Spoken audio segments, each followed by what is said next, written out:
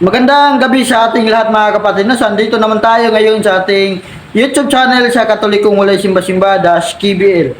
So ngayon mga kapatid, ang ating pag-usapan ngayon ay ang tungkol sa pagkain na ipinagbawal ng Diyos, na yun ay ang baboy. Sapagkat sinasabi ng mga sabadingding na bawal daw at karumal-dumal daw na pagkain yan. No? So ngayon mga kapatid, bago tayo mag-umpisa, panoorin muna natin ang maiksing intro.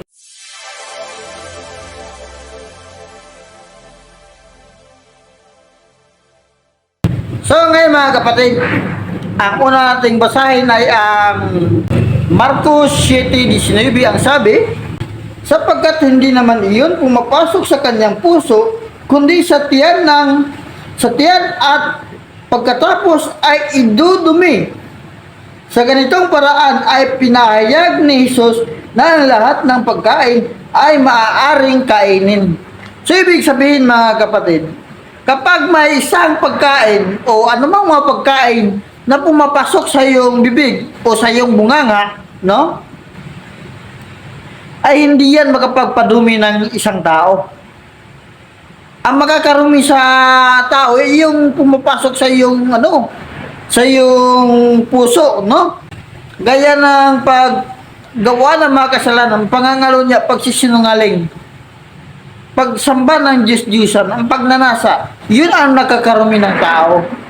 Ngunit ang pagkain na pumapasok sa iyong bibig o sa iyong bunganga, ay hindi yan nakapagparumi. Sa halip ay magpasalamat ka sa Diyos. Tanggapin mo na may pasasalamat.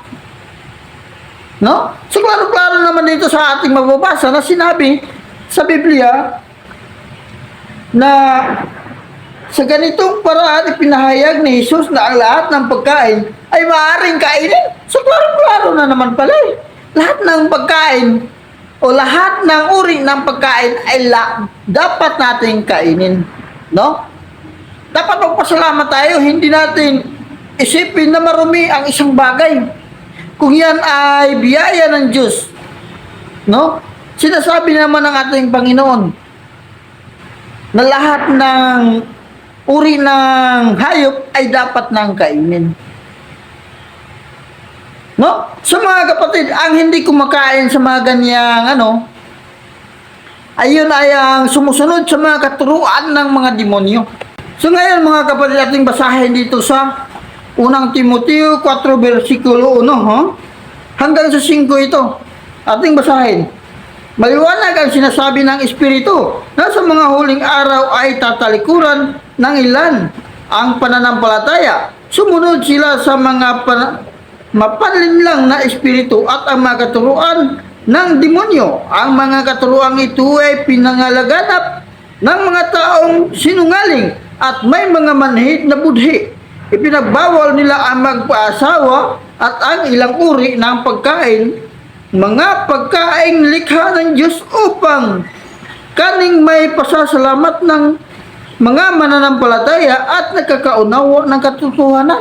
So, ibig sabihin mga kapatid, kung may nagbabawal na bawal kainin ang isang pagkain at sinabi naman ng Biblia dapat nang kainin, ay katuruan na yan ang demonyo yung nagbabawal. Dapat kung may pagkain ay dapat tanggapin na may pasasalamat sa Diyos. Sapagkat ang lahat ng pagkain ay nilinis na ng Diyos. Ayon dito sa Biblia, basahin natin dito sa versikulos 4. Ang sabi, ang lahat ng nilikha ng Diyos ay mabuti at walang dapat ipalagay na masama. Sa halip ay dapat tanggaping may pasasalamat.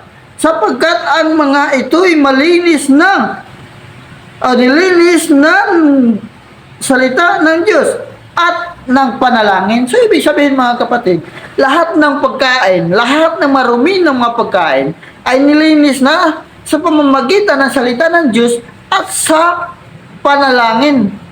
So, ibig sabihin mga kapatid, kung yung inyong mga panalangin ay hindi nakapagpalinis ng pagkain, ay hindi yan panalangin hindi yan galing sa ating Panginoon, kundi galing yan sa demonyo. Kung hindi nakakalinis ng pagkain ang inyong panalangin, hindi banal ang inyong panalangin. No? Ang problema kasi itong mga sabadingding na to, Mas naniwala sila sa mga ano, yung ipinakita na video na isang scientist daw na eksperimento ng karne ng baboy. At may natuklasan doon na mga bakterya na hindi namamatay. Kahit ano pa yung mga bakterya na nakapasok dyan sa karne ng baboy, mamamatay pa rin yan at malinis pa rin yan sa pamamagitan ng panalangin. Sapagkat ang lahat ng pagkain ay nilinis na ng Diyos. So mga kapatid, kung ako sa inyo, kung sa bading-ding ka, dapat kumain ka na ng baboy. Yan ay napakasarap yan, no? Huwag kang maniwala sa scientist na yun. Kahit ano pa niya, ano, yung mga bakterya nakita niyo sa video na yan, wala. Hindi yan uubra sa panalangin natin, sa pamamagitan na magpasasalamat natin sa Diyos. So yun lang masabi ko at thank you. God bless. At huwag kalimutan mag-subscribe at mag-follow sa ating Facebook page sa Katolikong Walay Simba-Simba, Das Kibel. Thank you and God bless.